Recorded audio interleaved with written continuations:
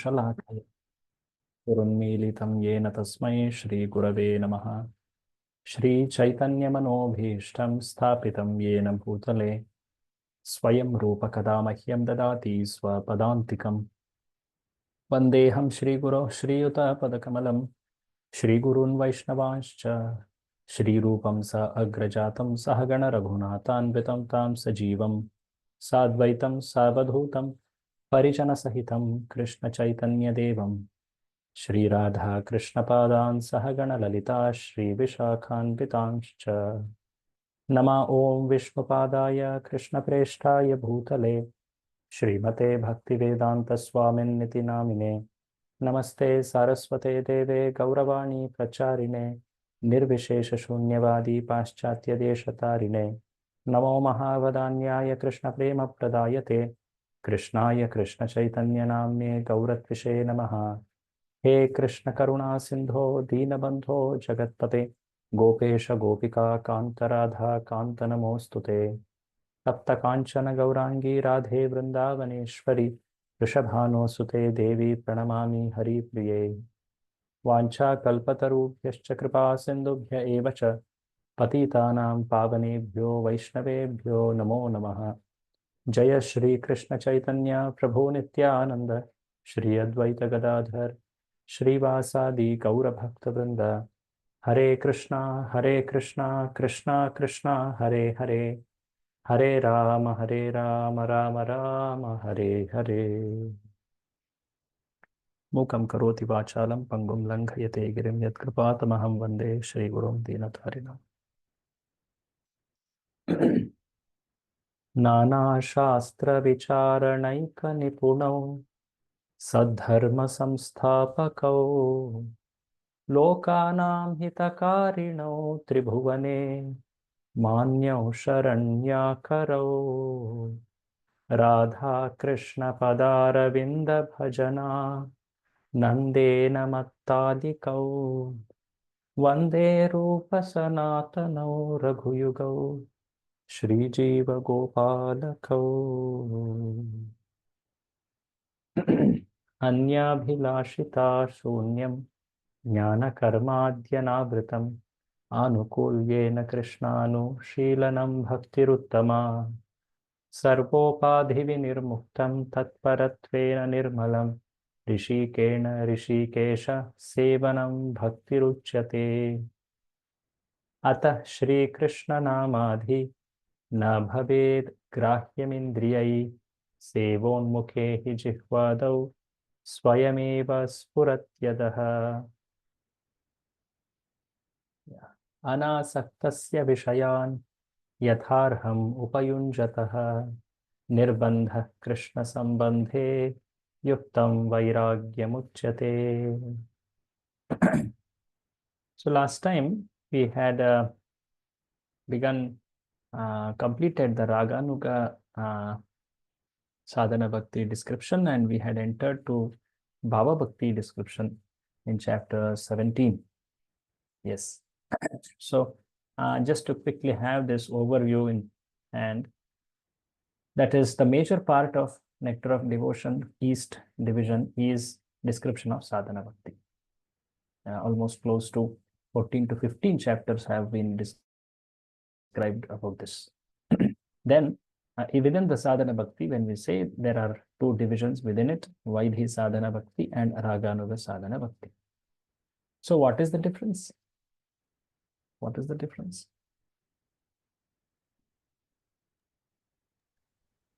By the sadhana bhakti, there is rules and regulations. We do it according to rules and regulations given by usually by the shastra through the guru.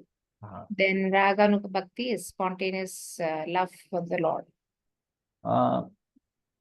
Okay. So does this mean that Raganuga sadhana bhaktas, they don't follow rules?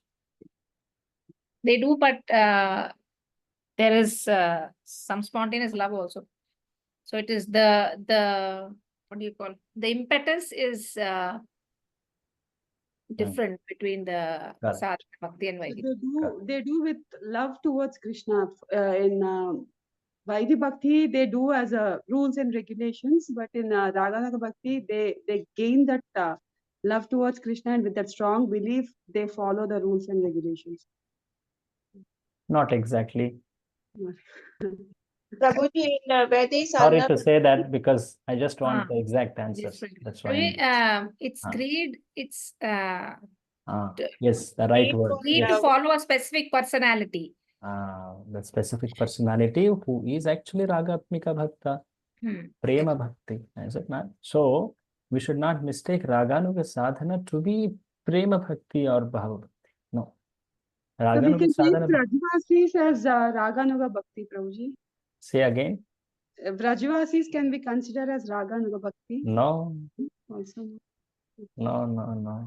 Because they don't follow any rules and regulations. They just love So Krishna. Raganuga They Sadhana are Bhakti. Ragana Bhakt, Prabhuji. Yes, They yeah, are Bhakt. they are We Bhakti. should follow their bhakti. Bhakti like how they see that Krishna and their relationship. We should follow that love and greed what they have. Yes. So please note that sadhana means there is practice. It is not perfected stage. The perfection is in the prema bhakti stage, right? So within sadhana bhakti, there are two divisions. One is called Vaidhi, another is called Raganuga. We have discussed this in the last two sessions very elaborately. I don't find it wrong to repeat it also here because it's very important to understand this difference. So why the sadhana bhaktas, they follow surely the rules and regulations, and the reason for which they follow that is they may have an attraction. See, attraction that even a non-devotee has towards to Krishna. But in Vaidhi sadhana, a person follows service to Krishna because he has heard in the Shastra that that is the way, that is the perfection of life, that's the goal of life. He has heard from Guru and Shastra. In Raganuga sadhana bhakti, this person, he is a practitioner. Do not mistake him to be a perfected person who has developed love. No. But he has developed such great attraction to the love of perfected devotee. He has not gained that love towards Lord, but what he is attracted by is what kind of love this Rajavasis have towards Krishna. Wow. I want to attain that kind of love. So that is the greed with which he renders devotional service, which is sadhana bhakti. Why it is sadhana? Because it is still practice. It is not perfection yet. Okay, so the raga anuga. Raga here means the raga, actually you can say it as prema too. Raga basically means natural attraction or spontaneous attraction. Okay, so raga anuga. Anuga means follower of that raga. Ragatmika. He is a follower, anuga. He is a follower of Ragatmika Bhakta. And that is sadhana bhakti. Like this. So in this category, we had seen several types under that. Yes, so, yeah, chapter 15. That's why first it describes who is Ragatmika Bhakta. That is those who have great prema to Lord. They are perfected devotees. Ragatmika Bhaktas means perfect. Raganuga means those who are greatly attracted by such perfected devotees. They want to follow them so as to gain that kind of love. They have that greed. The exact word used is greed, lobha. So we had seen this chart. Please see this chart again. In the Vaidhi Sadhana Bhakti, the impetus to follow the Bhakti is Shastra. So everyone is following the Bhakti limbs. Okay, none of them have disregard or rejected. No. But what is their impetus to follow? In Vaidhi Sadhana Bhakti, the one is following because Shastras speak it. In Raganuga Sadhana Bhakti, one is following because he sees, oh, these great Vrajavasis follow it. They always chant the holy names of Lord. They are so addicted to the names of, they always naturally sing the names of Lord. They render service to Lord. So they are attracted by their love and they want to attain that love. And that kind of feeling is called greed. This is a very sought after greed. This is a wonderful greed. It's not a greed like anartha. This is called lobha. And ragatmika bhaktas, they are driven by great desire to please Krishna. See, so the ragatmika bhaktas, they are spontaneously, naturally attracted to please Krishna. Their love is seen by their drive to please Krishna. Like how the Gopas, they want to see Krishna, you have to play, come and play here. We are ready to enter this serpent. Aghasura, they are entering, and Krishna is marveled, my God, how could they do this? And they are calling Krishna, come, come. We want, you will greatly be happy if you come here. And they are entering the mouth of a serpent.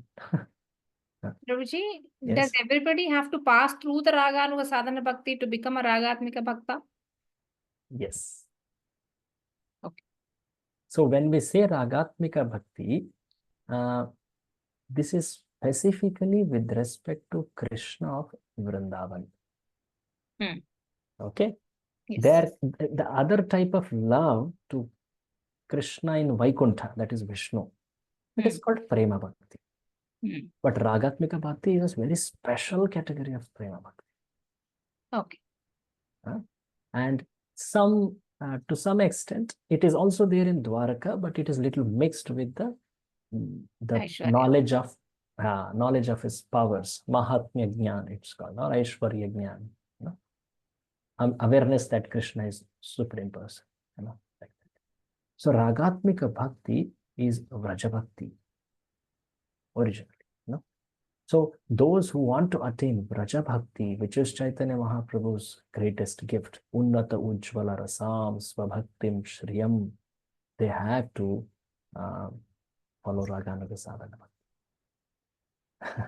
There is actually another way. We will discuss that. Today we'll see that. How all prema could be attained. We will see a chart about it today. So, okay. So we had seen this in chapter number 15. And then we had discussed about Raganuga Sadhana Bhakti's description in chapter number 16. So last discussion in the last session was about bhava. So just to understand where we are in this growth of prema, in this gradation is actually a description at the end of this Eastern division. But we will, just to understand it, we are putting it here. Bhava is just one step before prema. In fact, bhava is the beginning of prema, we say that. How do we say prem bhava as? It's like a preliminary state of prema. It's preliminary state. What is the comparison given? Two comparisons were given. And if you recollect from this, two comparisons given. What is bhava and what is prema? The sprout. Yes, Srinivas Prabhu, yes. Bhava is like Suryodaya, before sun rises, that the rays comes. Yeah. That is the bhava before actually. Same thing, the sprout. Yes. Before plant comes, the sprout comes. That Sprout. is. Yes. That's the entry preliminary. point to the prema, yeah. Correct. Bhava is entry point to the prema. Yes, yes. So both these descriptions are comparisons are given by Rupa Goswami himself. So it's important to note them. Sprout, Ankura, Premankura, it is called. Ankura means sprout. And also Amshu. Amshu means race. These words are used very exactly. Amshu means the race. Ankura means the sprout. So bhava is the preliminary state. It is counted in the growth of prema only. So it is like a transitory state, but yet it is little before prema. And prema is the, in fact, proper manifestation of love of God. Okay. So yes, last time we did see what is bhava bhakti technically. Technically, it means, can you read it? When devotional services. Read it, I can read. Yes, yes. When devotional service is situated on the transcendental platform of pure goodness, Yeah. it is like a ray of sunlight of love for Krishna. At such a time, a devotional service causes the heart to be softened by various tastes. Yeah. It's called bhava, emotion. So three things are told, clearly noted. One thing is it is Shuddha Sattva. It is Shuddha Sattva. Second thing is it is characterized by soft heart. Chitta Mashranya, that's the word used, soft heart. Why it is told? Because see, ultimately the perfection is the heart should melt in great love of Krishna, is it not? So Krishna is, he likes to steal the soft hearts, Makan. So the Chitta Mashranya is seen here, softening of the heart. And the third thing told is there are various tastes. Taste here means desires. It is filled with desires. But what type of desires? Desires towards Krishna. Towards Krishna. So this is also categorized into primary and secondary. Just like in Uttama Bhakti definition also, there were primary and secondary, you may remember. Like that, there's also described. We need not worry so much about primary, secondary meanings, but at least we should know these three things. First thing is, it is Shuddha Sattva, it's transcendental pure goodness. And secondly, it is soft. Third, it is various tastes, or the desires. So like this, the bhava is the beginning of prema. And how that bhava can be awakened in the heart. Last time we did see about how that bhava awakens. There are two primary ways. The first one called sadhana abhiniveshaja, that which arises by the practice of sadhana bhakti. Sadhana bhakti here is by either Vaidhi sadhana bhakti or by Raganuga sadhana bhakti. Like that. So, and there also is surely a way, because Krishna, he can make anything possible. If there is his mercy, then anyone could be qualified to attain bhava bhakti. Right? Is it not? So that's why that path is surely there by mercy. And how that can happen? It can happen even through his pure devotees. When they speak something, when they glance at someone, or when they even have a very wishful heart desire, let this person get prema bhakti or bhava bhakti, like that. So these are the ways by which one can attain bhava bhakti. So we had seen this last time, who all attained like that. There was some description. So Narada Muni, he attained Vaidhi sadhana bhakti, then bhava bhakti. That is described. And there was description of a great dancer by name Chandrakanti, who also attained bhava through Raganuga sadhana bhakti. So she had that great desire to have Krishna as her husband. In fact, in the next chapter, some description comes about her. Her name actually comes in, I think, Skanda Purana or so. So that quotation is cited by Rupa Goswami. So that is the first way. The second way is by prasada of Krishna. So this is something so very rare. One can't wait. See, surely one always waits for the mercy. It's not that one doesn't wait. But one should not just sit idle thinking that I will get mercy and then I will attain bhava. No. So Prabhupada says it's extremely rare to achieve bhava by mercy alone. We should not be complacent, but we should practice sadhana bhakti and try to attain mercy by Krishna. See, in both the methods, be it by sadhana, here also component of mercy is surely there. But prior to the mercy shower, there is also a very sincere practice and an ardent desire by the practitioner. In case of the second category, one may not be so much practicing or desiring, but because of the power of mercy, which doesn't follow any rule, is it not? One can immediately uplift oneself. That is the meaning told here. So one cannot wait for this extreme form of mercy. So what one should do? One should practice the sadhana bhakti, desire such kind of love by of such Vraja Bhaktas, and yearn for the mercy. So that is the way which our acharyas have spoken. So one should try to practice in that mood. So we did see how that prasada, extreme form of prasada, can come. It can come by the words, like Krishna spoke to Narada. It can come by glance, how Krishna glanced on some forest people in Jangala province. It can also come by very wishful thought, like Narada thought when he was giving that instructions to Kayatu, is it not? Yeah. Mother of Prahlada, is it not? So he told that instructions, and then he thought in the heart, this child should become pure devotee. He should develop prema. By that very desire, actually it is told that Prahlada was blessed. Similarly, is also told about the Mrigari too. Mrigari also was a recipient of mercy because Narada desired, may this cruel hunter get the mercy. Just see what was his practice actually earlier. No. So because of that very strong desire of that pure devotee, that blessing was given. So last time we had seen this much. So today we are entering chapter Prabhuji, sorry. Prabhuji, Yes. when you say pure goodness, how do we understand that? Pure goodness, see, All actually, anartha has gone. so how it is to be understood, I remember this verse in Srimad Bhagavatam, first canto, second chapter, Divinity and Divine Service. You can refer to that series, starting from Shushrusho Shraddhadhanasya Vasudeva Katharuchi. Is it not? From there, that's the beginning.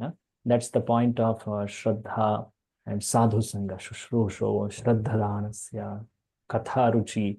That is Sadhu Sangha. So all of those verses up till Evam Prasanna Manaso Bhagavad Bhakti Yogataha. Prabhupada's one of his favorite verses, actually. I think 16th shloka up to 22nd or 23rd, I believe. So in those verses, all these stages are described. So at the stage before Bhava Bhakti, it is told Bhidyate Hridaya Granthi, Chidyante Sarva Samshaya. There are those very famous verses. So the misgivings, the doubts, the impurities of the heart are destroyed. There it's described. And then there is one more stage after that, that is the manifestation of prema, the precursor to it as bhava. So there Shuddha Sattva has started to appear.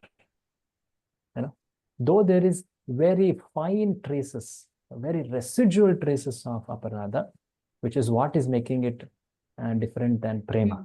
Is it not? Last time we did discuss about it. But the Shuddha Sattva has arisen already. So it's arisen. Can you tell those reference again? This is second canto. 1 minute. This is 1.2.16. So the series starts from 16 onwards. Okay. But it goes till 20 to 23, like that. Okay. 22 is the last verse in which it accounts. Thank you. So you can read that part. Yes, thank you. Okay, so last time we did see this, that because Bhava Bhakti has this aspect of soft heart. Saw that. So due to soft heart, what does it mean? It means if there is any small stimulus, it's called as actually Uddipana, right? I was about searching for that word. So that any sort of little reminding of Krishna, immediately that person will reflect such ecstatic symptom. Any example, Any example, Chaitanya Mahaprabhu. Tell example. Example of An event. Or when an he incident. saw Jagannath ji, then he got those ecstatic symptoms. No? Okay. Looking for this kind of example or something He else? saw the form of Lord, but I am just telling just a uddipan means something which indicates towards Krishna. And even he saw that that small writing on that leaf. He read that who was it? Goswami has written that, and he understood that, and he got that aesthetic love, bhava by looking at it only, by reading those lines on the leaf. Pundarik Vidyanidhi, when he hears the Barhapidam words. So yes, that's wonderful. All of you are telling how a great devotee gets reminded of Krishna as soon as one verse, one quality is reminded. There is one interesting pastime. There is one devotee in Chaitanya Mahaprabhu's pastime. I think his name, he is actually a doctor, Murari Gupta. So he is working for the king. He's a doctor, and one day actually the king is being is served by the servants, and the doctor is also very close. He's a Vaidya. His doctor is also very close, little more elevated platform, and the king is surely way up high, and he's also there. And king is being fanned with the peacock feather. Seeing that peacock fan, this Vaishnava had a remembrance of Krishna, and he fainted. He fainted. See, there is no very clear indication towards Krishna. It means very clear description of Krishna or some form of Krishna or so, but it just, like it's told that Chaitanya Mahaprabhu, when he was touring in South, when he saw the mountains, he would remember Govardhan. When he saw the rivers, he would remember Yamuna. So this is the soft heart. What we mean actually means surely all how much they are filled with remembrance of Krishna. Any small thing will make them remember, and they will show that ecstatic symptoms. So this Murari Gupta, he fell off from so high, and when asked what happened, no, I have some epilepsy fits. That's why I fell. But the king knew what actually. Okay, I know you are. You are a Krishna's devotee. So the point is, at the same time, the Bhava Bhakti cannot be determined by the presence of these symptoms. This is also taught. Say it again, Prabhuji. The Bhava Bhakti cannot be said to have present because these symptoms are seen of, fainting, crying, They are called ecstatic symptoms. Means the symptoms at the stage of ecstasy or bhava. No, because usually the devotee wants to hold them back. A genuine devotee will never show that. Last time we did see about this also. Yes, Prabhuji. One more example I get in my mind. Srila Haridas Thakur was walking in the streets of Navadvip, I believe. I'm not sure where exactly. And he saw someone who was a snake charmer. And he was playing that sound, and that snake was there. So just hearing that snake charmer sound, he went into ecstasy. What was his meditation? He remembered about Krishna's Leela with Kaliya. He greatly went into ecstasy. And he became so forgotten about his bodily identification. Everyone became so surprised. My God, he's such a great person. My God. Everyone, they were holding back themselves. And then after some time, when he came into consciousness, he felt so bad. He felt so bad that he exhibited because he was not in his control only. And this is the symptom of a Prema Bhakta. He was not in his control, and those symptoms manifested. And then later he felt so shameful, and then he somehow went off that way. And there was one person who was seeing this whole thing who thought, wow, this is nice. If I only exhibit these symptoms, people give me so much respect. So he he started exhibiting those symptoms. And people understood this person is fake. They started beating him up. So the point is, people may do this kind of thing, is it? So, but a genuine devotee will never exhibit these symptoms in public. Prabhupada also, many times he held it back. So how do Shastras describe this Bhava Bhakti then? So there are some 9 very clear symptoms called characteristics, which cannot be hidden, which can't be concealed. They are called 9 reliable characteristics of Bhava Bhakti. Surely they exist in all stages above Bhava Bhakti, right? This means they exist in Prema Bhakti also. They exist in all the higher stages of that Prema too. So these 9 characteristics are something which Srila Prabhupada has greatly laid stress on. And though these are symptoms of someone so exalted, there is a very clear indication of how sadhakas should try to follow it. This is something sadhakas should try to follow. The 9 characteristics. Okay, let's see them. What are they? That's described in chapter number 18. So the shloka which Rupa Goswami says, which encapsulates all these 9, Kshantir avyartha kalatvam viraktir manashunyata ashabandhas samutkantha namagane sadaruchi asakistad gunakhyane प्रीतिस्तद वसति स्थले इत्यादयोनुभावस्योर जात भावांकुरे जने. So the last line says iti adayah. All these, they are called anubhavas. Anubhavas means that which follow bhava. Anubhava, right? Anubhava. So they follow bhava, means they are actually the indicators of bhava. If they are there, that means bhava is ahead. Is it not? They are following the bhava. And whom are they seen in? Jata bhava ankure jane. They are seen in someone who has a bud of bhava. Bhava is called as ankura. Bud or sprout. Last time we did mention that. Sprout. Like that. So those characteristics are listed in the chapter number 18. And each of them are described. One cannot imitate them, and one cannot conceal them also. If a Bhava Bhakta has it, he cannot conceal it. And if others see it, they can't imitate it also.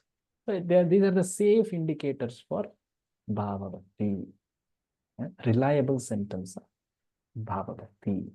So they are described in this order by Srila Prabhupada. First one is avyartha kalatvam.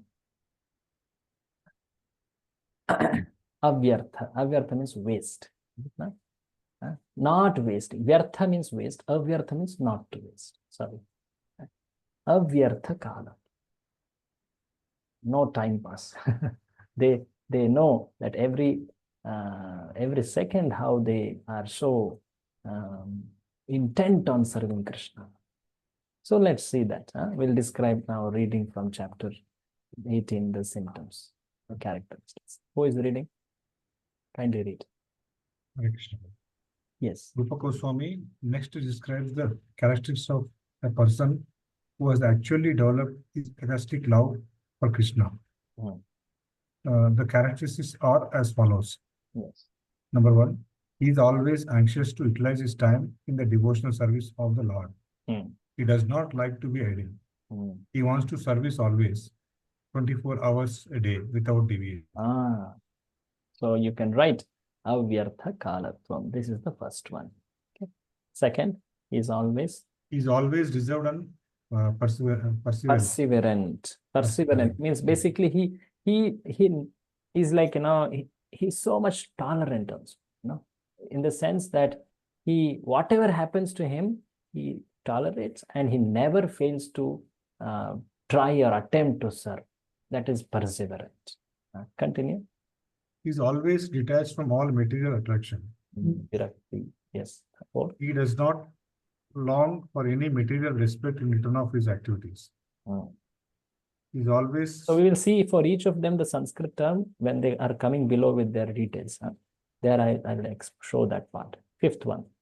He is always certain that Krishna will bestow his mercy upon him. Yes. He is always very eager to serve the Lord faithfully. He is very much attached to the chanting of the holy name of the Lord. He is always eager to describe the transcendental qualities of the Lord. He is very pleased to live in a place where the Lord pastimes are performed. Example, Mathura, Vrindavan, or Dwaraka. Do you think anyone can imitate this? That's why these are the most safe indicators for Bhava Bhakti. If something we are saying, even when one of them also is so greatly adorable, is it not? So the first one, let's start seeing description of them. So as I told, these are seen in Bhava Bhaktas, and they are also something to be aspired by sadhakas. So in that sense, we should see utilization of time, the first one. Avyartha kalatvam. Kindly read.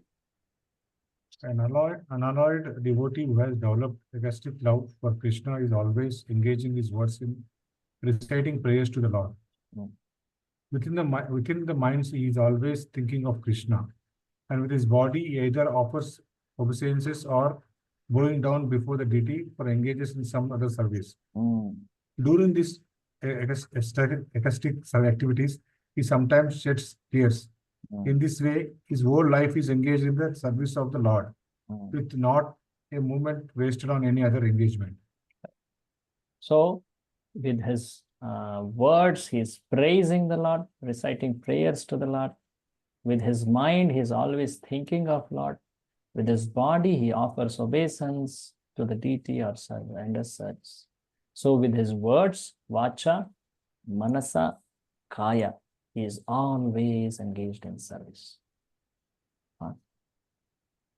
And it's told that his whole life is engaged, not a moment wasted. Very, very strong indicators. So, you see, in this world, we always have these two important assets. One is money or anything that money buys. And the second is time. People don't like to give money, but they may give money in some cases. But to give time, that is most difficult to find, that someone gives time. So many people, they are ready to offer money, though it's rare today. But to give time, that too in this incessant manner, even by not just by physically, but even by mind, even by words, always serving Krishna. Srila Prabhupada was exhibiting this actually. He showed, practically slept hardly, just to keep his body healthy. But he was continuously, right from in the early morning hours, he would be giving the best in the form of purpose. In the whole day, guiding and setting example and meeting people, inspiring them, like traveling so much. So there are so many memories of that by devotees, how he served day and night, traveling. His body never showed any jet lags or any, even if there were such severe troubles in terms of diseases, still he never stopped giving his Bhaktivedanta purports, guiding devotees. When he himself was on the last days, he was remembering devotees, calling them, you should take this medicine, you should do this. He was giving the purport, so without no confusion or delirium, nothing like that. So this all shows that he was surely at least bhava or abhava, is it? So that's why these are safe indicators. So at least we can see at the end of the day, how much time did I serve Krishna in the day? Chanting holy names, okay. How much time I wasted, not used it in service of Krishna. We should little become thoughtful about it, then we will at least plan to use it properly the next day. So the next quality is called perseverance. Prabhuji, in Yes. the first quality, there is the one line, during these sarcastic activities, he sometimes shed tears. Yes. So Prabhuji, like in front of deities, in earlier chapters we read that we should not cry or shed tears in front of the deities. So what is the difference? Just because of love? Yes. So the tears are of two kinds, right? Tears are either by lamentation or great pain or like that. Or tears could be in a positive emotion. So positive emotion, if we are shedding tears, that is fine. Yeah, yeah. Like if we are getting dressed our deities and by seeing the beauty of them, sometimes we feel like tears in our eyes. So yes. What is that? That's not considered as an offense. See, in the first case where you mentioned someone crying in front of Lord in great agony, in the sense that, you know, in that great state of pain, suppose someone has died or some, you know, you remember the discussion there we had done it. Yes, Prabhuji. So that is not very a proper way in which one presents it. But the second one you describe, actually, that is something which you can't control also. When as one becomes more and more appreciating the mercy and beauty of Krishna, those things naturally happen. But you know, another interesting thing, a devotee actually says that this should not happen because this will impede my service. So there is that famous incident of the charioteer of Krishna, Daruka. He is fanning Lord Krishna. And when he's seeing his master Krishna, sometimes he becomes so filled with ecstasy that his eyes start tearing out. Tearing means tears come out. Tears coming out. And then he curses those tears, you know, because he sees that, oh, they are impediments for myself. What is important is not ecstasy. Important is service. So this is to the extent a devotee is so much intent to please Krishna. I don't want pleasure or because I am ecstatic. You know, there is surely a pleasure, no? Great happiness when one feels.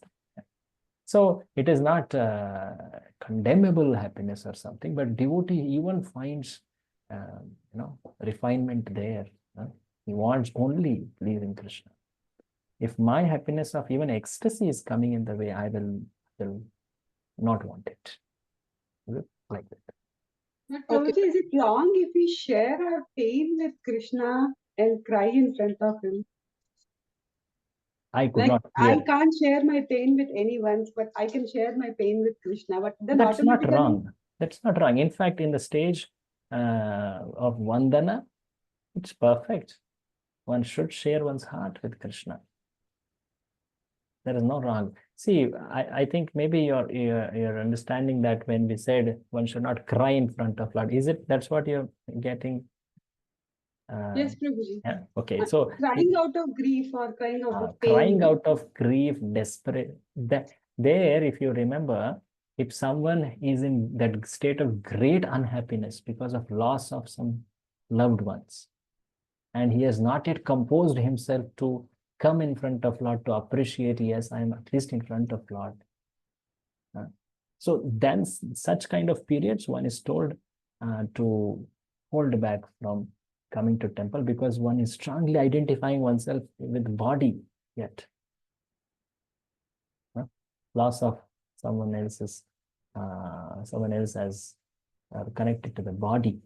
So that's why it is told. And that is also very relative, in the sense that how long one has that grief, so long one can choose to not visit the temple. But that's not such a serious offense. That's a seva apparadha. That's okay. Prabhuji, but that time you can remember Krishna when we in grief or something. That's wonderful. And cry. But in front of deities, we cannot. Basically, in front of deities, one should appreciate deities or one should seek help of deities. That's okay. Okay. Crying just because I lost, that's same. Fine. As I told, that is not something such a serious offense. One can go and, if he feels that he wants to express that emotion to Krishna. That's fine. Okay. Okay, Prabhuji. Yes, Prabhuji. Thank you. So perseverance. Perseverance is the second characteristic that's called as Kshanti. Kshanti, or the tolerance or patience or perseverance. That's the word Kshanti. So we'll see that description too. Read the whole description. When a person is undisturbed. May take up pro service or? When a person is undisturbed, even in the presence of various causes of disturbance, he is called reserved and perseverant. So what it means, when situation is so disturbing, yet one is not disturbed. That's called reserved or perseverant. Kshanti. So there is an example given.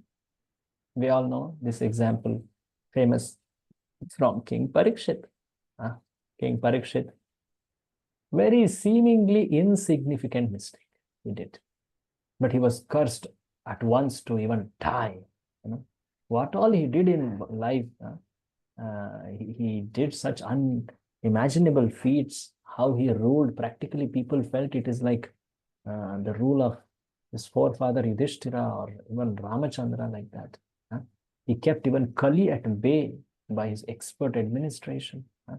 Such a person is cursed to such high degree for something so insignificant. So, and he says this at that moment. Can you read this? The king says, there is to all the sages present before him at the time of his death, my dear Brahmanas, should always accept me as your surrendered servant. I have come to the bank of Ganges just to devote my heart and soul into the lotus feet of Lord Krishna. So please bless me, that Mother Ganges may also be pleased with me. Let the curse of the Brahmana sons fall upon me, not mine. I only request that the last moment of my life, all of you will kindly chant the holy name of Vishnu, so that I may realize his transcendental qualities. So he saw that this curse of Brahmana son is actually a way to completely depend on Lord. He saw this Shapa as actually a blessing. It's an anugraha of Lord which has come in the form of this Shapa. Dvija Shapa Rupo. Oh Lord, you have given me a blessing which is externally in the form of a curse of this Dvija. But how am I reacting? Let it come. I don't revolt it or I don't abhor it. But at this moment, I want to hear the glories of Lord. So please, all of you, chant. That is Amrita. Actual Amrita is that. He says this. This is in the last section of the first canto. Read ahead this example. This example of Maharaja Parikshit's behavior is remaining patient at the last point of his life. His undisturbed condition of mind is an example of reservation. This is one of the characteristics of a devotee who has developed a ecstatic love for Krishna. So in Srimad Bhagavatam, you have so many examples for this. Someone who was cursed, someone who was insulted, someone who was rejected, someone who was attempted to be killed also, cheated. Still, people were so very perseverant. That shows how much kind of tolerance they had. Their tolerance was not like somehow bearing the pain because they can't react in a situation of no help or in helplessness. No. Their forgiveness or tolerance was because they were so very absorbed in Krishna. So this shows that this is a symptom of bhava. What was the name of this quality? this quality is only towards one thing which is not in favor of bhakti, right? When, for example, this is quite, for example, you take the first one, the Bhavatmika, people, lot of tolerance or perseverance will not also shed tears because they know it's a mercy of Krishna or something. So that's a way people say the emotional quality or emotional intelligence. So people have that kind of person. Is that way should I understand, or here tolerance is because something disturbing has come and you are not reacting to it. But same thing when it's favorable comes also, we should not react. Right? Yes, that's also true. So that's also correct. Tolerating the happiness and distress, both. In Bhagavad Gita, happiness comes. That's what I meant. When happiness comes, for example, Mataji said when she saw dressing Krishna, she got emotional and she tears come to the eyes. So happiness. Okay. Called Ananda Bashpa, right? Oh, Ananda Bashpa. Okay. Actually, how do we say that tolerance? In the sense, it should not affect, it should not come in the way of your service. In that sense, the distress should not come in the way of your service. The happiness should not come in the way of bhakti. Both should not come in the way of bhakti. One should not get carried away by that feeling of distress or pains. In Bhagavad Gita, Krishna says this, not getting disturbed by happiness, distress, respect and disrespect. Is it not like that? Anyway, that was second quality. What was the name? Shanti. Shanti. Shanti, not Shanti. Shanti. There is a word K there before. Yeah. Shanti. Like the word Kshama, it's coming, actually Kshama is very connected word, Kshanti. Okay. The third one is Virakti. See, all of you should remember this. These 9 are question for you. It's like almost always there, this question in your exam. Virakti. Indifference to objects of sense gratification. Virakti. Actually, Virakti has a slight difference from Vairagya. Vairagya you have heard, right? What is Vairagya? Detachment. Attachment material. Detachment. Virakti is like distaste. Distaste. What he is not bothered about. He is not having any kind of taste towards. Detachment means he may find taste, but he doesn't want to pursue it. You understand? Vairagya. But Virakti is in fact higher than that also. But of course, they are often used exchangeably. So Prabhupada uses the word detachment. Read.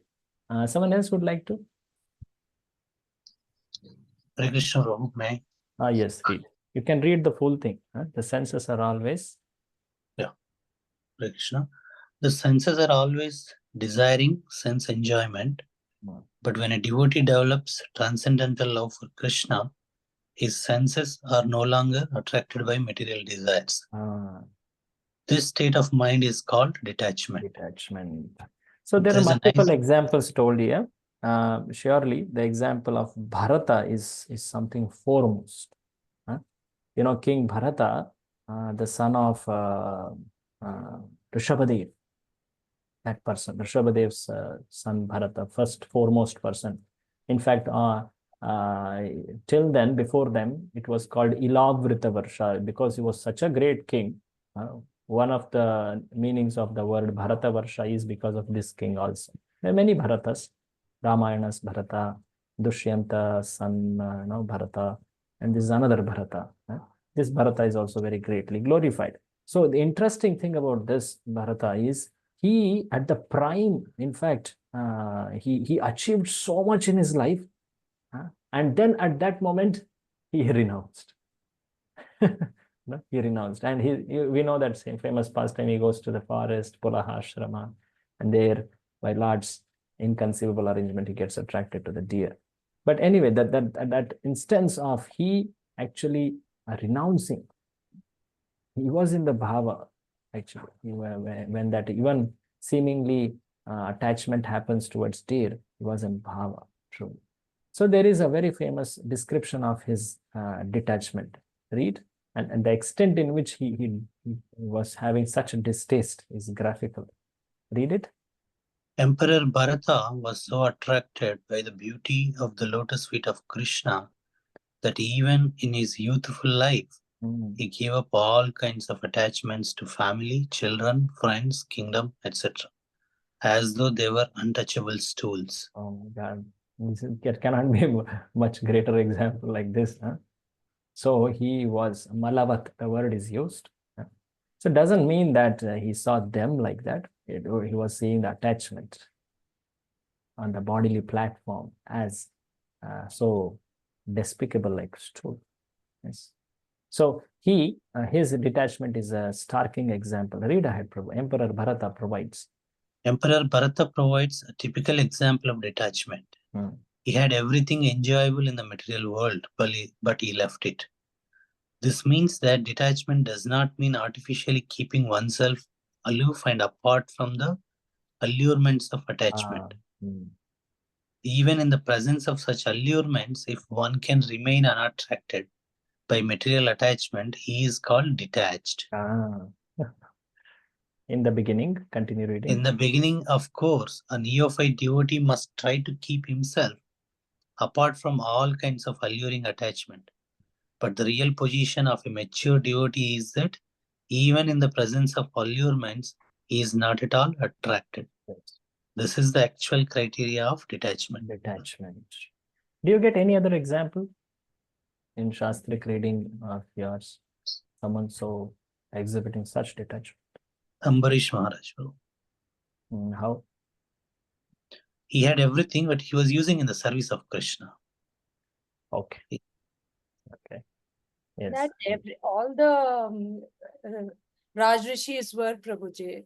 All the Rajrishis in Bhagavatam were using everything in the service of Krishna. Yeah. I remember that Ranti Maharaj, right? Ranti Deva. Ranti Deva. Yeah. Like the last morsel or even the water, he gave it away. Correct. Yeah. That shows more of his quality of compassion. But yeah, truly, he was not attached. That's why he was giving everything from his. And even the, who was that saint? Janaka. Yeah, Janaka also. Very good example. Indra asked him for his bones. He gave Dadhichi. I was looking for that example. Right. So much that he was a sage. Surely he did not had anything. Only thing he had was his body. Someone asked his own body. The bones. Very right. Good example. Another example that comes to my mind, who exhibited this detachment out of great love to Krishna. See, Bharata had great love to Krishna and he showed detachment. We don't know exactly about Dadichi. There are people who are showed detachment by many reasons. But there's another example of Pandavas. Why? Because they were practically Samrat. The whole of Jambudvipa was under their control. So much they worked hard. They fought such great war. They have gotten it. And Yudhishthira has just started ruling, and they get the news of Krishna's disappearance. How do they react? Any of you know? In the first canto, there is one chapter about this. Pandavas retire timely. They leave everything. They also thought of retiring from this Yudhishthira showed such great dutifulness towards everything. When he hears this, immediately he makes arrangement for putting his grandson in the throne and the Vajranabha as for the Mathura and other province, and then he immediately starts working on relieving, and he doesn't even turn towards what happens to his other family. He knows that they are also great devotees, they will find their way out. He starts marching towards north. Amazing. This is also described like that. He was touched. They were kings because Krishna wanted that. And when Krishna is not there. Anyway, that was the third? Yeah, third. First one was Avyartha Kalatvam. Second is? Kshanti. Third? Virakti. Virakti. The fourth one is pridelessness, mana shunyata, mana shunya. There is no mana for oneself, like Chaitanya Mahaprabhu says, in that Shikshashtaka.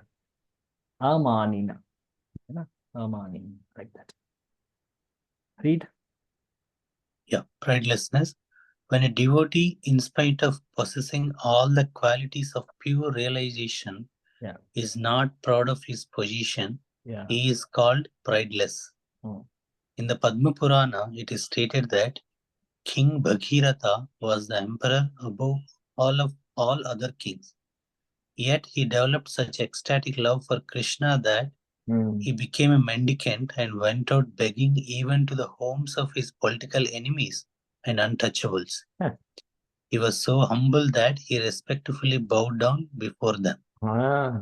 So how he was even begging toward from his enemies and such untouchables. He had such great position. Later he was a beggar in front of his enemies. This shows how much he did not have any such pride. So Prabhupada gives something which he had heard about in the recent history. Read this also. Sorry, Prabhu Krishna, is he the same Bhagirath who brought Ganga to the that's earth? what I understand as. That's what I understand. I did not read much more about it in this context. I think he's the same Bhagirath. Sure. There are many similar instances in the history of India. Even very recently, about 200 years ago or less, one big landlord known as Lal Babu, a Calcutta landholder, became a Vaishnava and lived in Vrindavan. He was also begging from door to door, even at the homes of his political enemies. Begging involves being ready to be insulted by persons to whose home one has come.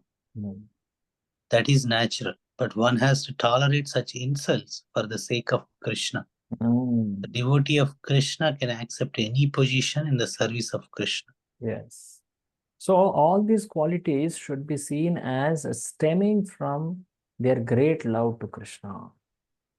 That is the bhava stage. So there could be people who have exhibited like detachment. There are great detached people, but the detachment of Bharata or Pandavas was because of their love to Krishna. Similarly, here Bhagiratha, he was a great Vaishnava. He had ecstatic love for Krishna. Please note that that's an important detail. Here also Lal Babu is a Vaishnava, lived in Vrindavana.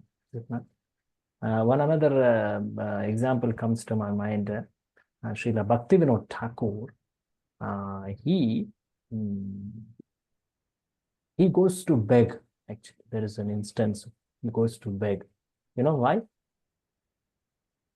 And if you know why he goes to beg from every town, every home in Calcutta, actually. Which King Prabhuji? Bhaktivinoda Thakura. Srila Bhaktivinoda Thakur. So he was such great respected person. He was in fact so respected by Britishers. When he goes out to beg, even it was a big news in the Calcutta newspapers.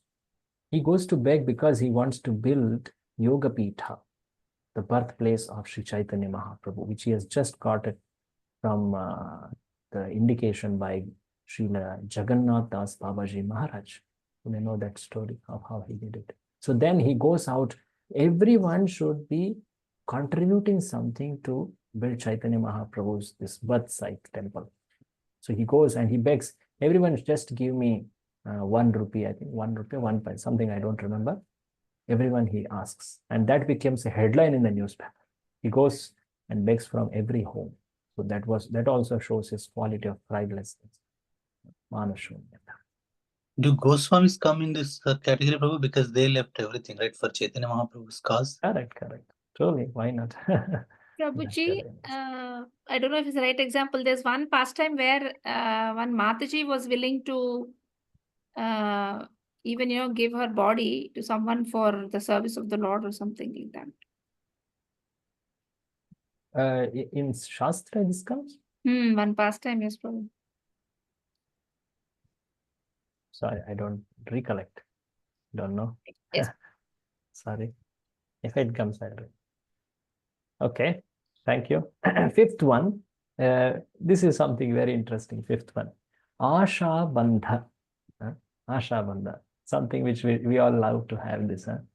What is this Asha Bandha? Read, Prabhu, here. Firm faith. Yeah. Firm faith that Krishna will deliver one to the highest perfection, even though one feels low and utterly unqualified to achieve it on his own. Okay, let's go. Great hope. That's the title Prabhupada gives. It means Asha Bandha. Read the strong conviction. The strong conviction that one will certainly receive the favor of the Supreme Personality of Godhead is called in Sanskrit Asha Bandha. Asha Bandha means to continue to think, because I'm trying my best to follow the routine principles of devotional service. I'm sure that I will go back to Godhead, back to home. So this is not a pride in his practice. This is of confidence that Krishna is surely watching. And he surely, the Shastras tell that he gives mercy, and I'm just following his devotees. So I should get, surely Krishna will give mercy. It's not like dictating on Krishna, but that great confidence. That's the point. In this connection, there is one prayer which is told here. Kindly read the whole thing. In this connection, one prayer by Rupa Goswami is sufficient to exemplify this hopefulness. He says, I have no love for Krishna, nor for the causes of developing love of Krishna, namely hearing and chanting. And the process of Bhakti Yoga, by which one is always thinking of Krishna and fixing his lotus feet in the heart, is also lacking in me. As far as philosophical knowledge or pious works are concerned, I don't see any opportunity for me to execute such activities. But above all, I am not even born of a nice family. Therefore, I must simply pray to you, Gopi Jana Vallabha, Krishna, maintainer and beloved of the gopis. I simply wish and hope that some way or other I may be able to approach your lotus feet. And this hope is giving me pain, because I think myself quite incompetent to approach the transcendental goal of life. The purport is that under this heading of Asha Bandha, one should continue to hope against hope that some way or other he will be able to approach the lotus feet of the Supreme Lord. So there is multiple emotions here. One is surely the great confidence. Another is also this feeling of such humility is there. You can see that how a devotee feels, and he feels that pain. Oh, Lord is so much assuring, but I am so despicable, and I am hoping for Krishna's mercy. Nonetheless, I have hope against hope. They say, no, hope against hope. So this is Asha Bandha. So all this description which is told by Rupa Goswami surely is his humility. He surely has so much of these wonderful abilities. But in our case, that's a fact. So one should have this hope that none of my so-called qualifications will become a reason for Krishna's mercy. No, no, no. What is the only hope is the mercy of Krishna. That surely Krishna has promised in the Shastra. My only hope is that I am following his devotees. The process he has told in the Shastra. That's the hope. Asha Bandha. That's the fifth one, right? Any of you recollect? What's the number? Yeah, it's fifth one. Now sixth one. Sixth one is Samutkantha. Like you've heard the word Utkantha. Utkanthit. Utkanthit means like greatly eager. Utsuka, Utkantha. Here it's told Samutkantha, a great eagerness, intense eagerness towards Krishna. Like something like Sri Chaitanya Mahaprabhu approaching the temple of Lord Jagannath. How he used to feel that intense eagerness like that. Or when he's approaching Vrindavan, how he was feeling. So this is sixth quality. Someone else would like to take reading here? Kindly read. I can read, Prabhuji. Kindly read. Eagerness for achieving the desired success. When one is sufficiently eager to achieve success in devotional service, that eagerness is called samyukkanta. Samutkantha. Samutkanta. This means complete eagerness. Actually, this eagerness is the price for achieving success in Krishna consciousness. Everything has some value, and one has to pay the value before obtaining or possessing it. It is stated in the Vedic literature that no purchase, the most valuable thing Krishna conscious one has to develop intense eagerness for achieving success. This intense eagerness is very nicely expressed by Bilvamangala Thakur. Mangala Thakur in his book Krishna Karnamrita. Karnamrita. So there is a poem of his, which is a small translation of that Prabhupada is writing below. So Samutkantha means basically the great eagerness, eager. Like that word lobha we had used, or laulya, that's another word which you have seen, is it not? But intense eagerness to see Krishna. Any of you have any example for this? Some great devotee exhibiting great eagerness. Prabhuji, one devotee to see Jagannath climbs on the shoulder of Lord Chaitanya Mahaprabhu. Yes. She is an old Orissan lady. She great eagerness that she doesn't see who is there. On a sannyasi, she climbs. Chaitanya Mahaprabhu and someone who was next to Chaitanya Mahaprabhu, like Govinda, he's chastising her. Do you know whom are you? First of all, he's a sannyasi, even if you don't understand his Supreme Lord. And Chaitanya Mahaprabhu stops. What does Chaitanya Mahaprabhu say, Mataji? Say it. I don't know the exact words, but he was okay with her doing that. If I have the same desire. He says like that. If only I can have a fraction of her ego to see Jagannath. Yes. So here is a statement by Bilvamangal Thakur. How he is eager. Read ahead. I am eagerly waiting to see. I am eagerly waiting to see that boy of Vrindavana whose bodily beauty is captivating the whole universe, whose eyes are always bounded by black eyebrows and expanded like lotus petals, and who is always eagerly glancing over his devotees and therefore moving slightly here and there. His eyes are always moist. His lips are colored like copper, and through those lips, there comes a sound vibration which drives one madder than a mad elephant. I want so much to see him at Vrindavan. Someone who is so attracted, eagerly waiting. The description of his beautiful form is told here, is it not? So such kind of, like sometimes on the festival days, we just want to go and see the Lord's form, the Mangalarati, or Shringararati, or like that. On the Janmashtami day, Radhashtami day, Sharat Purnima, like that, some trace of it, some reflection of it we may have experienced it a little.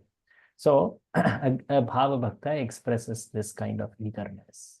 Can't be imitated, can't be concealed. How many happened? 6. The seventh one is Nama Gane Sadaruchi. It means constant attraction to chanting the names of Krishna. The ruchi to chant, to sing the Nama, Sada, always. That's the quality. So read it in the same Krishna Karnamrita. In the same Krishna Karnamrita, there is another statement about the chanting of Radharani.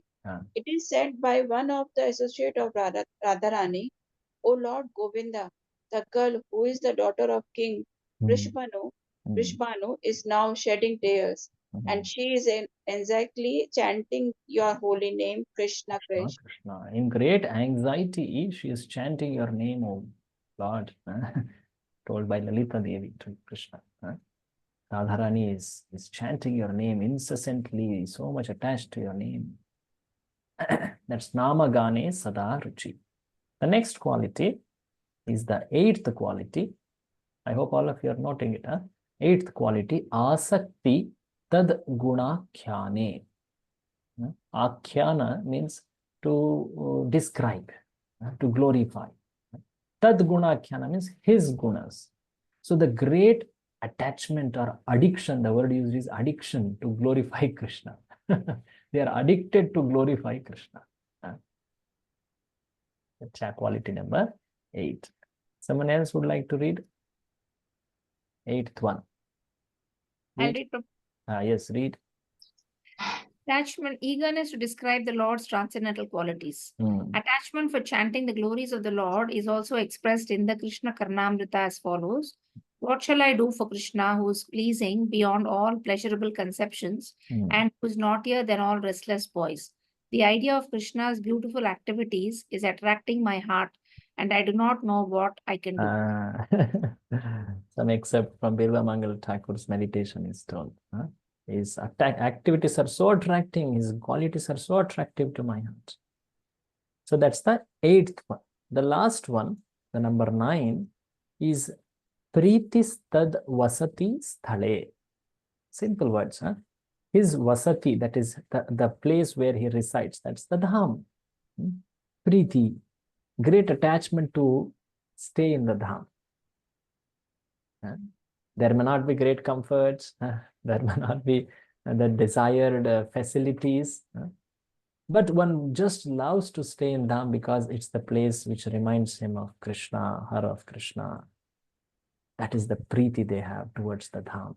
For Gaudiya Vaishnavas, Vrindavana, Mayapur Navadvip, Jagannath Puri Dham. These are the 3 most important holy places. Preetistad Vasati Sthale. Kindly read. In the book Padyavali. In the book Padyavali by Rupa Goswami, there is the following statement about Vrindavana.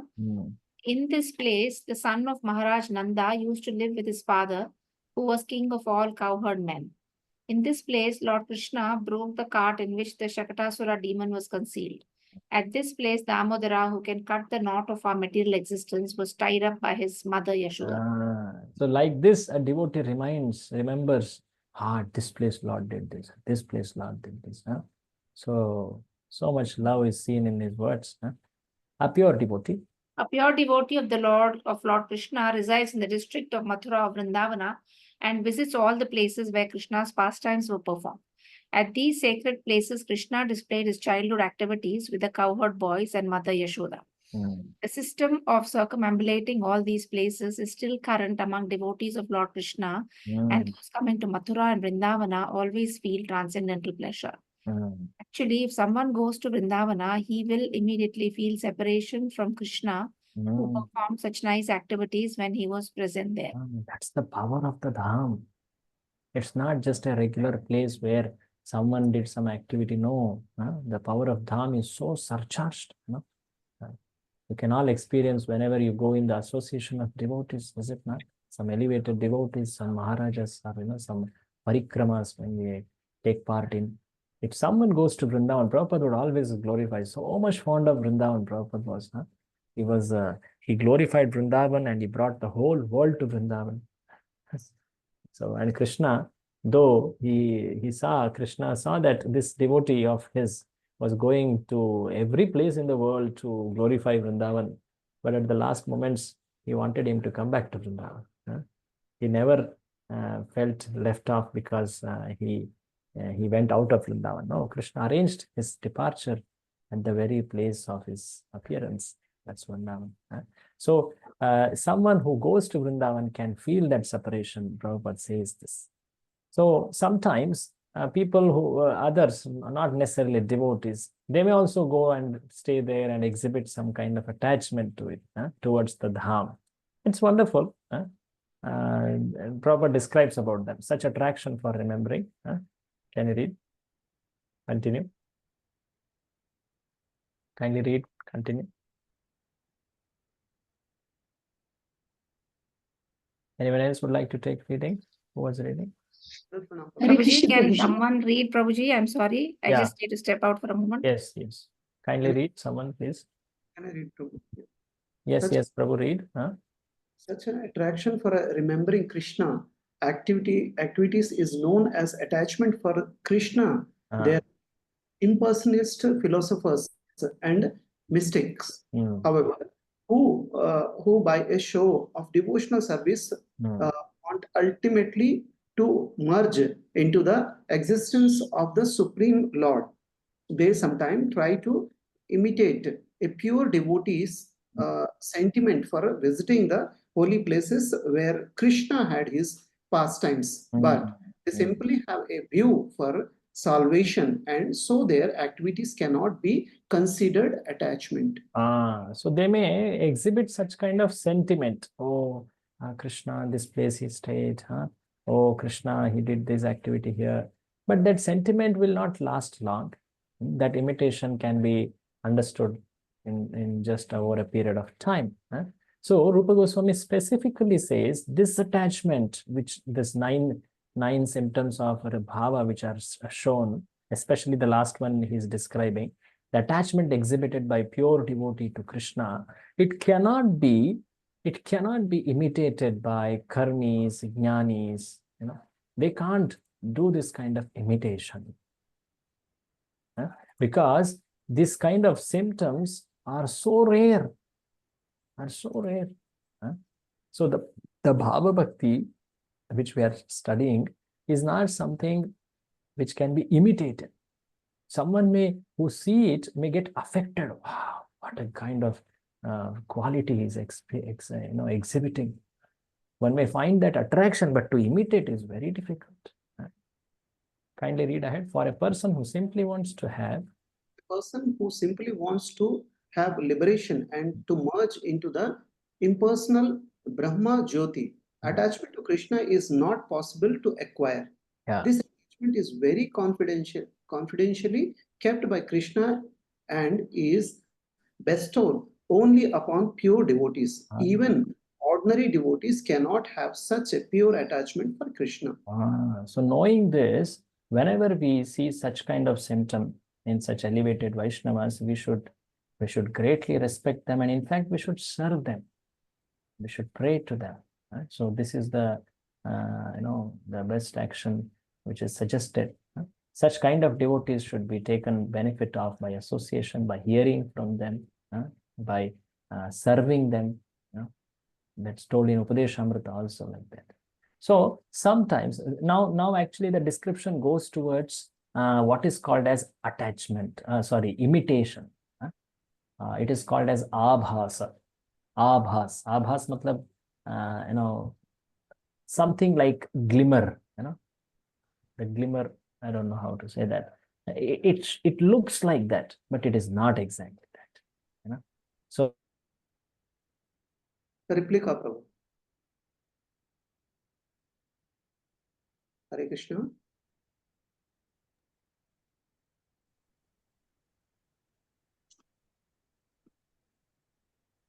In Prabhu's connection is. There is some abhas of it. So now there is description of it. Kindly read ahead. There are so many called devotees who artificially think of Krishna pastimes known as the Ashtakaliya Leela. Ashtakaliya Leela, it is actually nothing but Ashtaprahara, the Leelas of Lord throughout the whole 24 hours. What all he does to meditate on them, that is called the meditation on Ashtakaliya Leela. Sometimes one may artificially imitate these, pretending that Krishna is talking with him in the form of a boy, or else one may pretend that Radharani and Krishna both have come to him and are talking with him. Such characteristics are sometimes exhibited by the impersonalist class of man, and they may captivate some innocent persons who have no knowledge in the science of devotional service. However, as soon as an experienced devotee sees all of these caricatures, he can immediately evaluate such rascal them. Rascal them. You know what is caricature? Any of you know? Yes, Prabhuji, Cartoon. Cartoon. cartoonic depiction of a person. Yeah. Especially it's in the farm. They make a caricature to drive away some person intruder or some birds or some animals who may come to eat the grains. They make just with with sticks, make a putla kind, Yeah. usko caricature. Oh. Okay, read ahead. If such pretender is sometimes seen possessing imitative attachment to Krishna that will not be accepted as a real attachment. It may be said, however, that such attachment give the pretender hope that he may eventually rise into the actual platform, pure devotional service. So now here becomes interesting thing from here. I could not even highlight it, I believe. So see, just because he is imitating, it's not fully, how do we say? Sorry. Because he's imitating the great devotee symptoms, Lord sees it in a very merciful mode.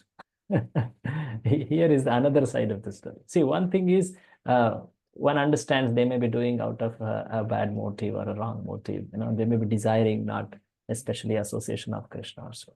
But when someone who has such imitative attachment, it is called bhava abhas or rati abhas.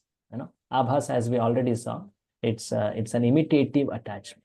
So Rupa Goswami goes on to describe what all types of abhas can be there among people who are not pure devotees. And yet they may attract, yet they may become pure devotees if they happen to meet, get mercy of pure devotees. Someone who just saw a pure devotee and he liked their sentiment and he started exhibiting that attachment. So the first type of imitative attachment or rati abha. Rati here means bhava only. Bhava is used interchangeably with the word rati. Rati abhas or bhava abhas. The first one is called shadow attachment. So Prabhupada uses this word, shadow attachment. Shadow means reflection. Actually, it is a reflective attachment, but Prabhupada uses the word interchangeably. I think maybe the second one is called this thing. I think.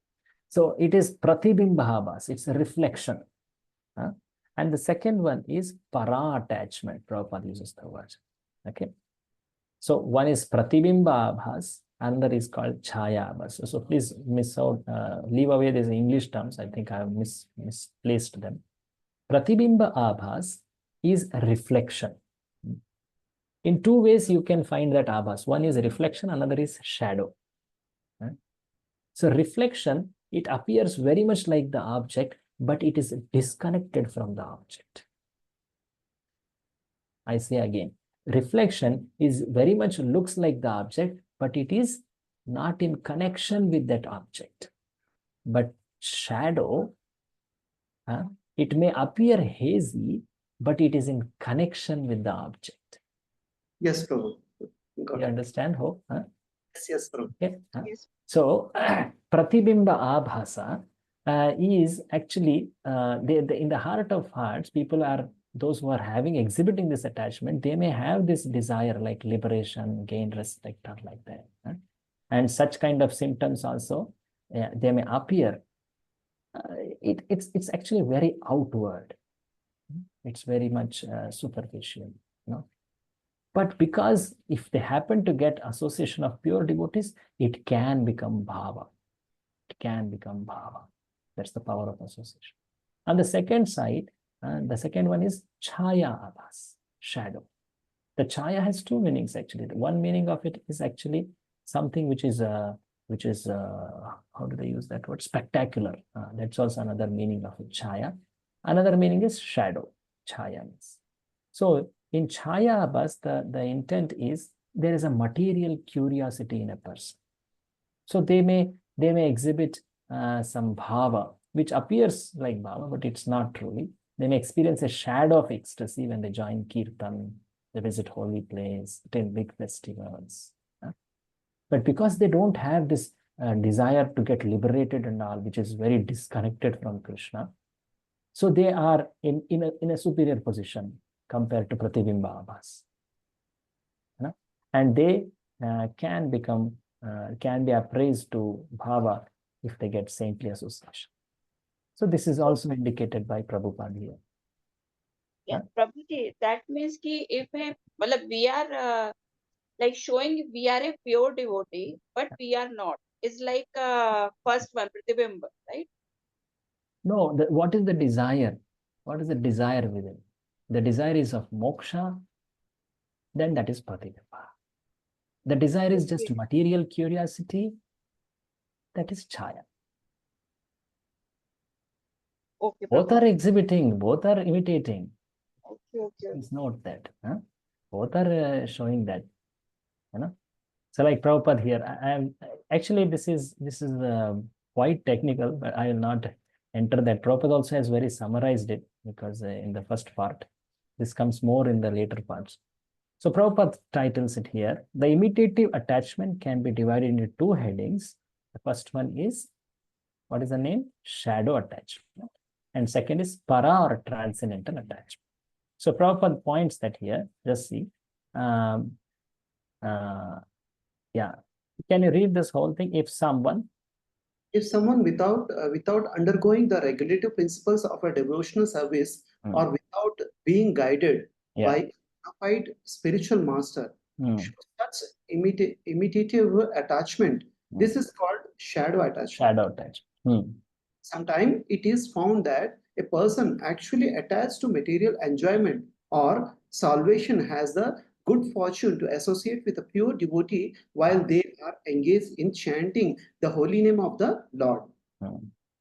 By the good grace of the Lord, one may also cooperate and join in the chanting. At that time, simply by the association of such pure devotees, the moon-like rays from their hearts, a reflection on him, and by the influence of the pure devotees, he may show some likeness of attachment caused by inquisitiveness.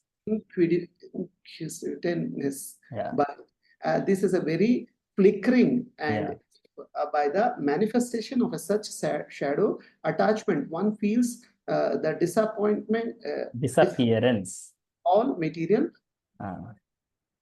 pangs or sufferings, basically. Then it is called para attachment. It is called para attachment. So basically, the first description is about shadow, or it's actually reflection, not exactly shadow. Prabhupada has used the word differently.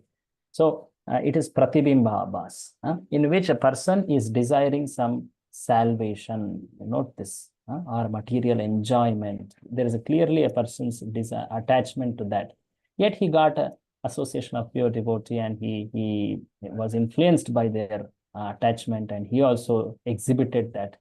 That is called pratibimba. The second one is, it is called, in which Prabhupada says about fortunately performs, he associates with the pure devotee, and he fortunately performs in the association of pure devotees. So he can also rise to the platform of pure devotional service. So the conclusion is, just see the power of bhava. Even someone who exhibits an imitation of bhava, Krishna is ready to give bhava for that because he loves such bhava bhakti, because it's so much reminding him of his pure devotees. The conclusion is, can you read? Conclusion is that transcendental attachment is so powerful that if such attachment is seen manifested even in some common man by the association of a pure devotee, it can bring one to the perfectional stage. But such attachment for a Krishna cannot be evoked in a person without his being sufficiently blessed by the association of pure devotees. So at this moment, Rupa Goswami, he wants to point out what can actually impede the progress from bhava.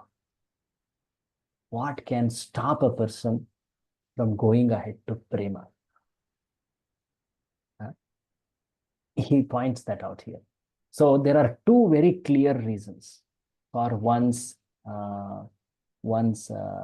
obstacle, or impediments, or reasons for reduction or diminution of bhava.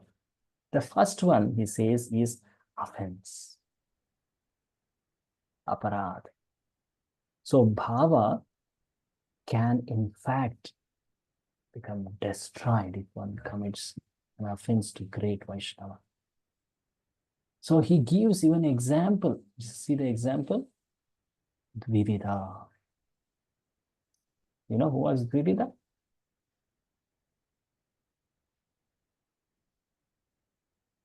Was he in bhava, you think? Dvivida? In the Leela of Sri Ramachandra, Dvivida was his associate fighting against Ravana. Later, he actually, in the very Leela of Ramachandra itself, he offends Lakshmana. He doesn't respect Lakshmana, due to which he later becomes attracted to the association of Banasura. And he becomes like a demon. When Lord Krishna appears in the next yuga, this person, Dvivida, who is actually a gorilla, he's a Vanara, but he's a gorilla. So he comes to Vrindavan and he disturbs the Leela of Balaramji. Lakshmana has become Balaram now, is it not? Remember this. You know what happens? Any of you know this pastime? Dvivida gorilla and Balaram.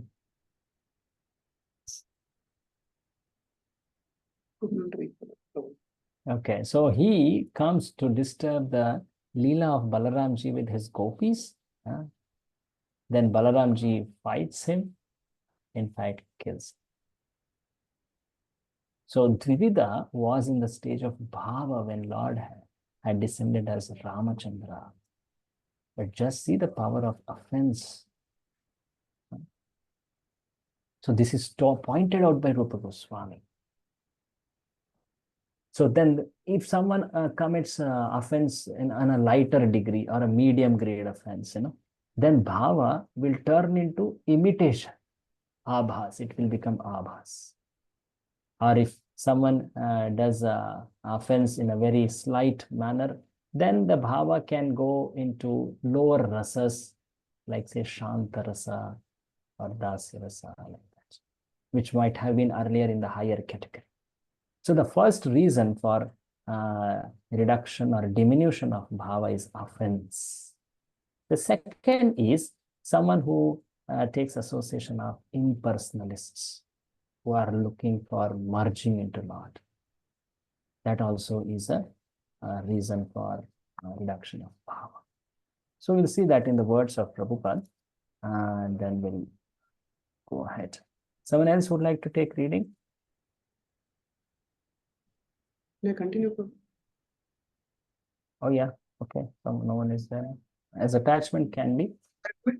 As attachment can be invoked by the association of a pure devotee. Yeah. So attachment can also be extinguished by offenses committed at the lotus pure devotees. Just see this. Just as by association, an imitation can turn into a genuine attachment. On the other side, an offense can make even a genuine attachment into an imitation. So pointed out here. So it's like, Prabhupada says, it's like waning of full moon. The moon starts decreasing, towards Amavasya. Is it not? So Prabhupada says one should be, read this. One should therefore be very careful while associating with pure devotees to guard against committing an offense at their lotus feet. So in the next paragraph, Prabhupada says what all can happen by offense. Transcendental attachment. Read this one. Transcendental attachment, either shadow or para, can be nullified by different degrees of offenses at the lotus feet of pure devotees. Yes. If the offense is very serious, then one's attachment became almost nil. If the offense is not very serious, one's attachment can become second class, third third class. Just see, there is a reduction in that. The other reason for diminution or reduction of bhava is told as someone who associates, he becomes attached to the principle of salvation, or he associates with the impersonalist. Then also his ecstasy can become imitation, abhas, or it can transform into basically mayavad, ahangrahopasana. Ahangrahopasana is to think that oneself has Lord and worship oneself. That's called ahangrahopasana. I believe you might have heard this in chapter 9 description. There was a verse explaining that. So Prabhupada points that out, how one should be very, very careful in the factors which may reduce one's bhakti. Now, there is this another point.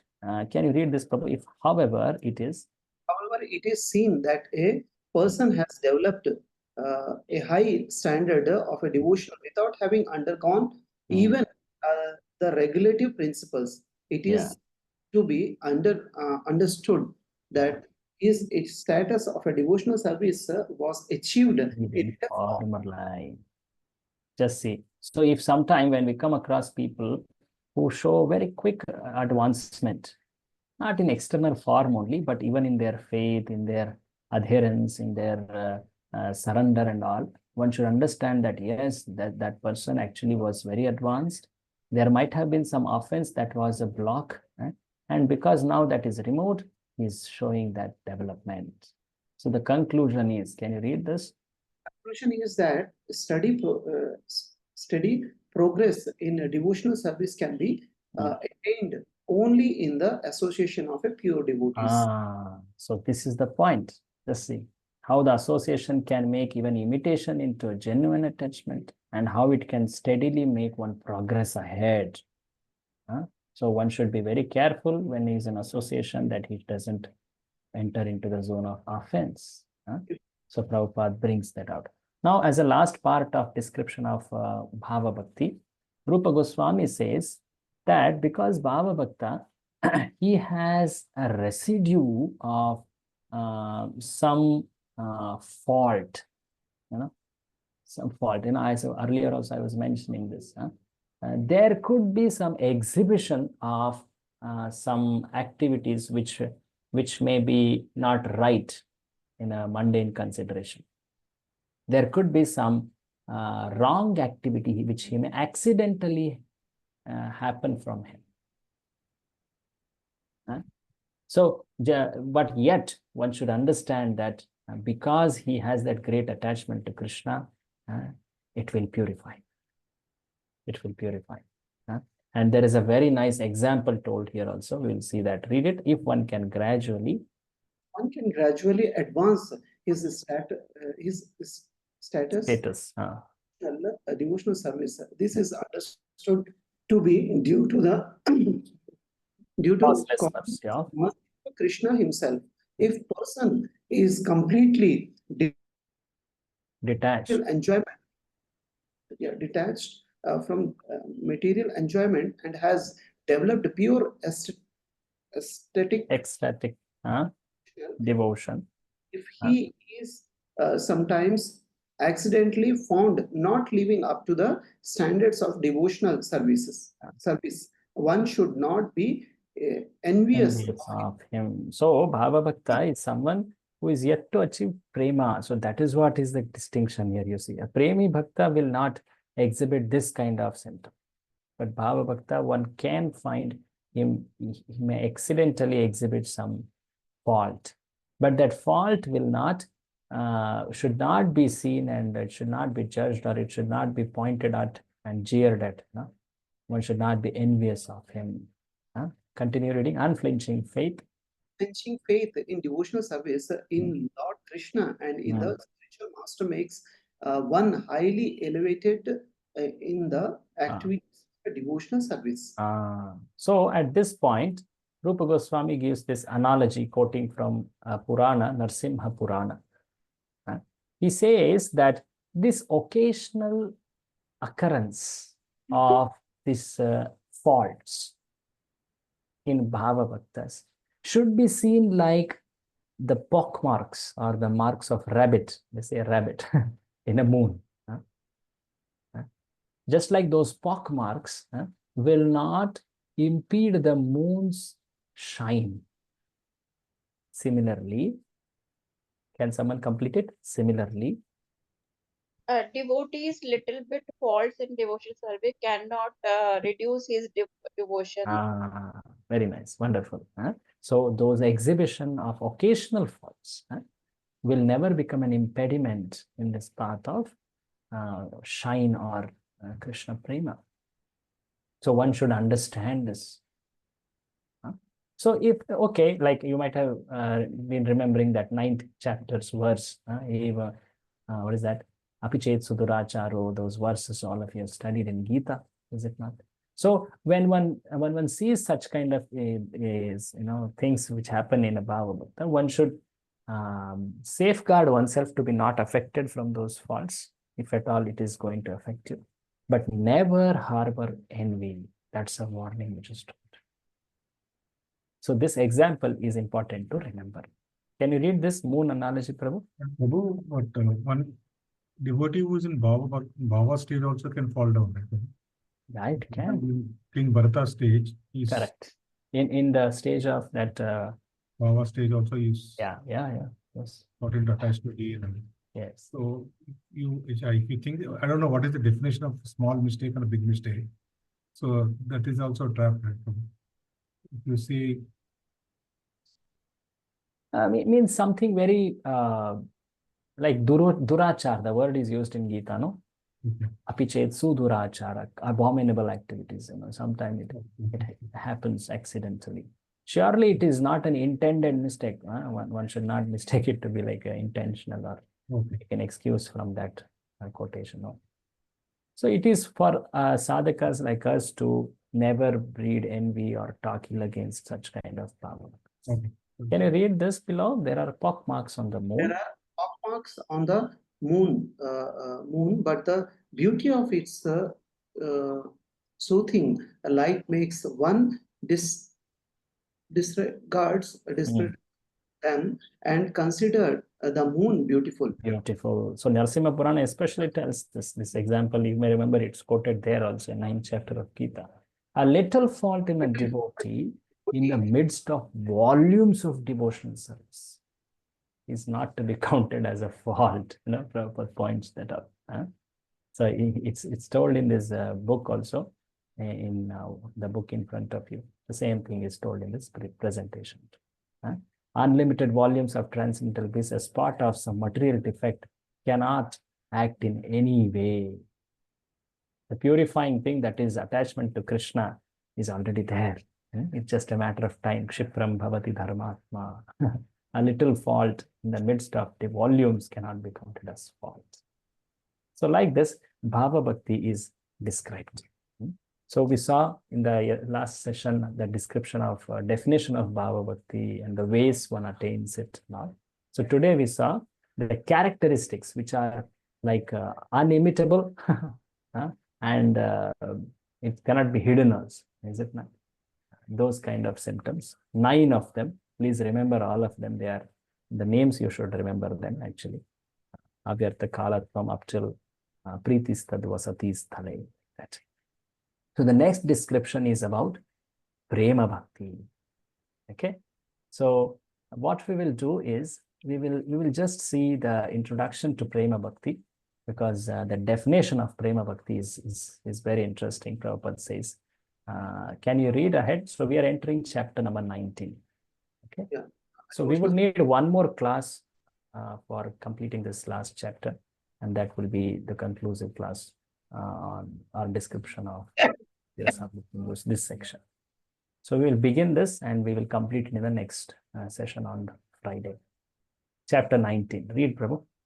Devotional service in pure love of God. When one's desire to love Krishna in one's particular relationship becomes intensified.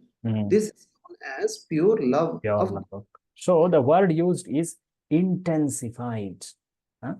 So the description or the definition which Prema Bhakti definition which Rupa Goswami says, you see this shloka I have put it. Samyan mashrinita swanto mamatva atishayankitaha bhavasa eva sandratma. Sandra means intense, condensed. So if Bhava Bhakti is like a liquid raw sugar, then Prema is solid. And there are further, then there is ahead of Prema, there is Sneha, Pranaya, Raga, Anuraga, like that, Mahabhava, all that. So what is the defining thing is, the first thing is, it is condensed form of Bhava. Condensed form of liquid sugar has become solidified. And of course, the other symptoms are that the heart has become completely soft. In the Bhava Bhakti also, this was there, right? Soft heart. And here, very interesting quality is coming. Extreme possessiveness of Lord. Oh, Lord, he is my Lord. He is my Tada. It's like mamatva. Just like we feel towards our family members, like that one feel towards Lord. So the defining symptom is Sandra, that is intense bhava it is. Of course, softening of heart and possessive ownership of Krishna, they are also seen. Now further Prabhupada himself writes, we'll read that part. When one thereby becomes completely purified of all material contamination, there develops an attachment and taste for a devotional service. Taste and attachment, when gradually intensified in the course of time, becomes love. The word love can be actually applied only in a relationship with the personality of a Godhead. In the material world, love is not applicable at all. What goes on under the name of love in the material world is nothing but lust.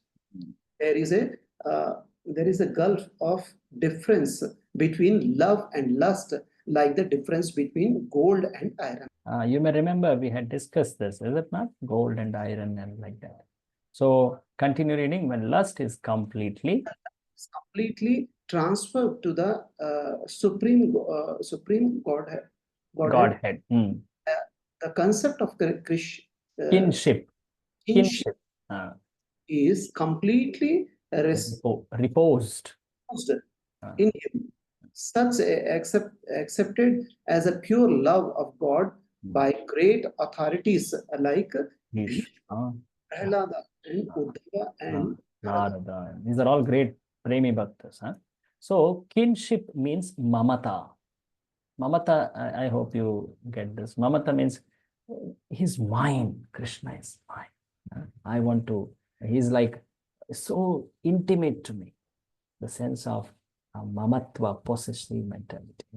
Krishna is mine. So that is also explained here. So there are many, many definitions of prema. Prabhupada points out the Bhishma's definition of prema. Bhishma was a great premi bhakta. Though he was fighting against Krishna, he was actually in prema towards Krishna. According to, read this. According to Bhishma, love means reposing one's affection completely upon one person, withdrawing all affinities for any other person. This pure love can be transformed to the Supreme Personality of a Godhead under two conditions of ecstasy and out of causeless mercy of the Supreme Personality of Godhead himself. Yes. So what we have seen so far is a definition of prema bhakti. which is the quintessential from Shraddha, one has come to Prema. So this kind of Prema was exhibited in such elevated devotees like Bhishma, Prahlada, Uddhava, Narada. And here one can also see in the activities of Krishna towards Bhishma, how much he was exhibiting externally an anger, but that was as if in intense eagerness to meet Bhishma, he was running. Similarly, Vasudeva also. All this prema one can observe even in the Dwarakavasis and in the Vaikuntha residents. They are all in the level of prema. So the Prabhupada points out difference between prema and love and lust. The example given is, any of you recollect what example? Golden iron. Golden iron. Okay. So anyway, now comes a topic about how one attains that prema. We will see this in the next session. Okay. That will be something we can complete in the next session. Next session, we will complete this chapter 19 and we'll take a small recap of the entire study we had, chapter 19 chapters. And that will be the conclusion, the last session, next Friday. So today we saw Bhava Bhakti's 9 characteristics, and then we saw Rati or Bhava Abhas, and then the reasons for diminishing of Bhava, offense and attachment to impersonalists. And then we entered even Prema Bhakti. So we'll complete this next session. Thank you very much. Any comments or question? Hare Krishna. So as last time I have pointed out, next Monday, please all of you be ready. We will have a shloka test. Okay, in one session, all of you, those who are ready, should give name to Dasarash Prabhu, and he will share with me the list, and we will have the test that time. Thank you very much. Shri Bhakti Rasamrita, Nectar of Devotion ki jai, Srila Prabhupada ki. Yeah. Hare Krishna. Thank you. Hare Krishna, Thank you, Prabhuji. Prabhuji. Dandavat pranam. Hare Krishna. Hare Krishna.